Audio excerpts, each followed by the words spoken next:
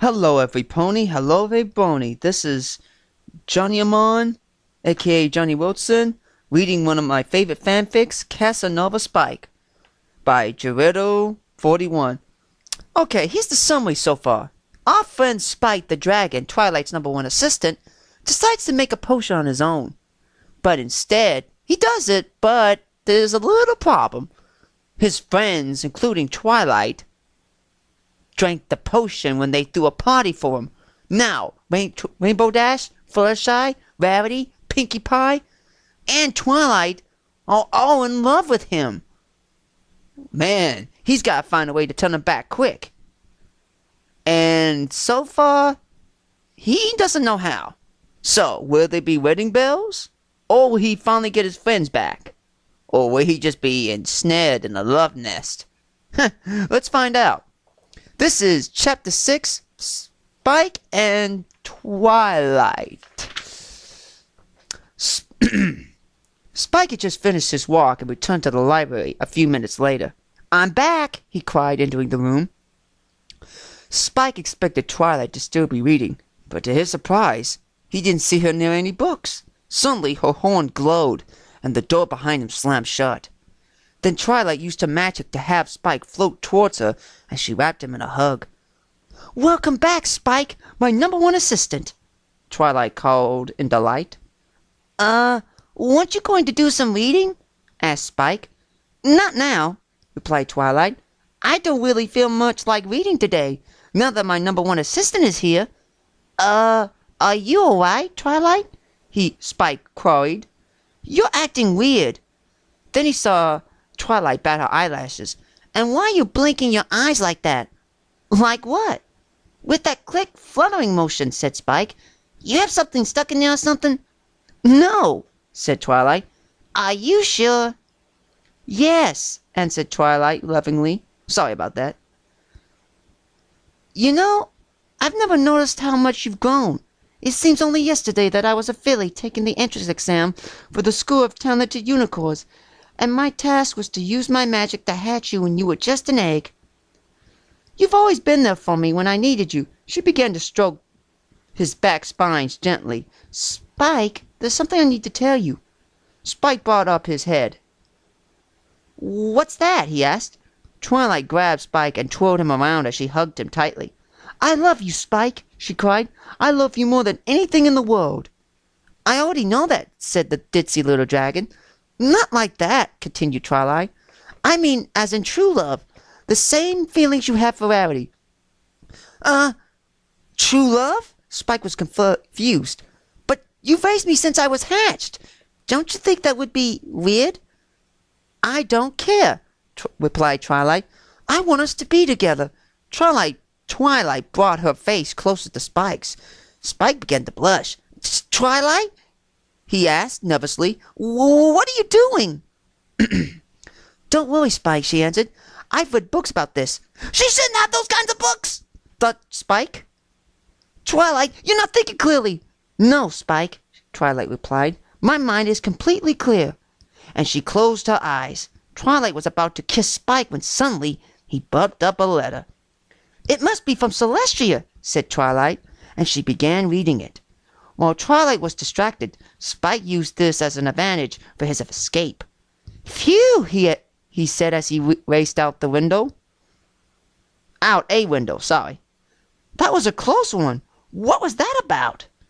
Once Twilight finished the letter, she looked up to find Spike gone. This made her feel very disappointed. "Where have you gone, my love?" she cried. "We must be together." And she raced off to find Spike. Whoa. One boy won. He needs all the help he can get. Let's see if the others can help.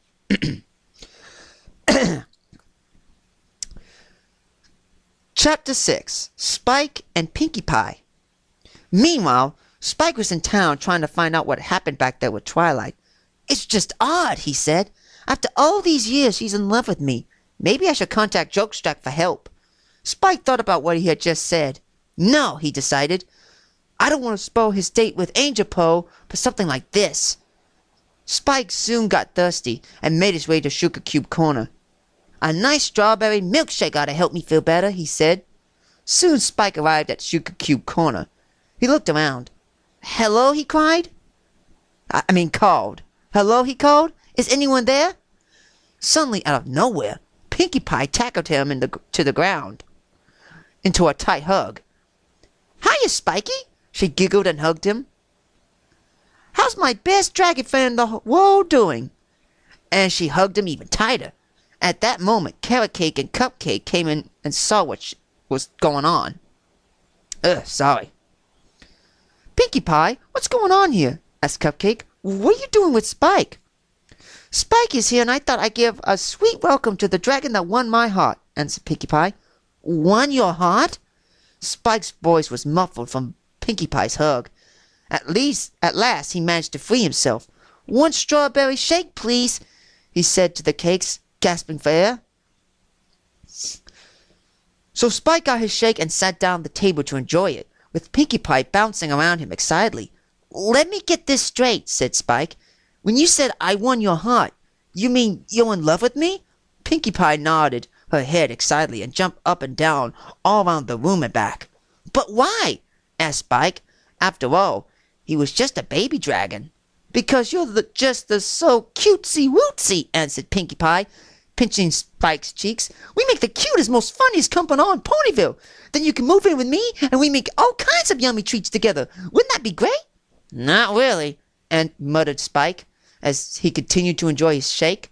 Unfortunately, Pinkie Pie heard him, and her maid deflated. You don't like me? She asked sadly, on the verge of crying. Spike realized what he had said, and quickly corrected himself. No. I'm sorry, Pinkie Pie. I didn't mean it that way, he pleaded. Please don't cry. Of course I like you. Suddenly, Pinkie Pie's mane reinflated, and she wrapped Spike into a gentler hug. Aw, how can I stay sad when my cute, cuddly, wuddly Spiky Bear is here to cheer me up? She giggled as she cradled Spike. I didn't mean to make you feel sad there, Pinkie Pie, explained Spike. You know I like you. I just said not really because I was wondering how Twilight would handle it. Oh, said Pinkie Pie in a jealous tone. Twilight. If I moved out of the library and moved in with you, continued Spike, Twilight would probably be sad and feel lonely. Oh, replied Pinkie Pie, remembering her friend. Well, why didn't you say so? I don't want one of my best friends being sad. Suddenly she gasped. That gives me an idea, she said. Forget you moving in with me. I'll just move in with you and Twilight. Then we could be one big happy family, serving both as a library and a bakery. Pinkie Pie continued to bounce around in excitement with her idea. Well, I gotta get back to work, she said. See you later, Spiky Bear. She nuzzled him before skipping happily back into the kitchen. Yeah, said Spike. Later. Spike finished his milkshake, left his payment at the register, and left. In the kitchen, Pinkie Pie watched Spike go. He smells like cupcakes, she said lovingly. Oh, my. Well, 2 down. Hopefully the others can help him. I highly doubt it. This is getting good. Well, I'm sorry if I made a few mistakes and had to improvise. I got some disabilities, and that's one of them. Stuttering, making mistakes like that's one of them.